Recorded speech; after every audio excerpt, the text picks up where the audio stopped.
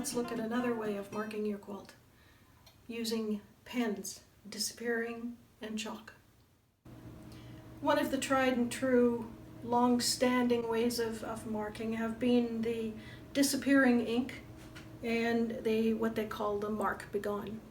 Disappearing ink is exactly what it says. It will eventually disappear. You don't want to be doing your whole quilt, because by the time you get around, it could very well have already disappeared.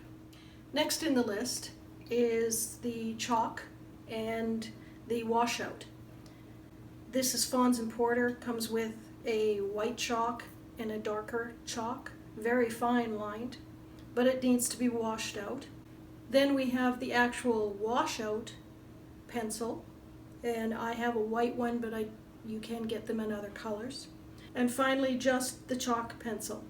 All these pencils do require to be washed out.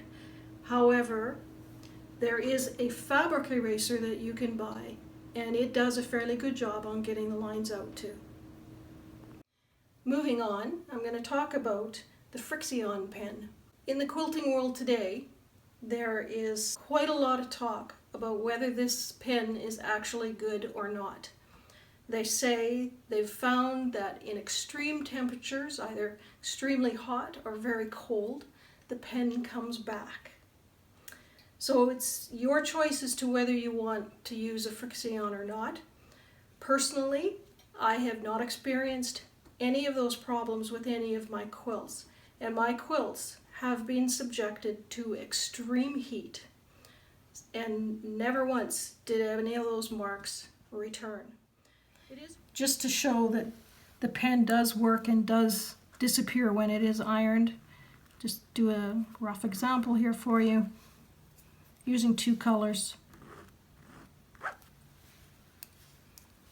It is iron off, so you just take it over to your iron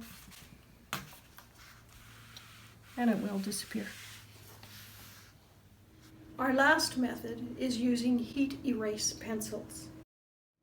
What you're looking at is a block that I've been working on using a ruler.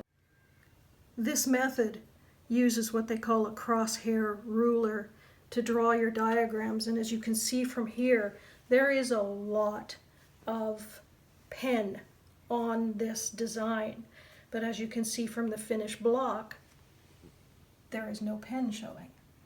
This is the heat erasable marking pens. So my sample piece here has been around for many months, and as you can see, even now I can put the iron on and it disappears. So it doesn't stay. So I've got a template on here and the heat erasable pen. I'll just do a few more marks here. Works really, really great. I've used red on the white, so it's very, very noticeable.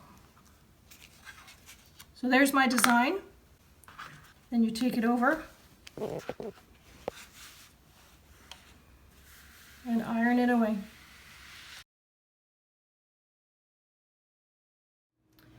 No matter which method you use, and they all work, don't forget to make a test sample first. I'm Paulette with Paulette Quilts. Thank you for watching.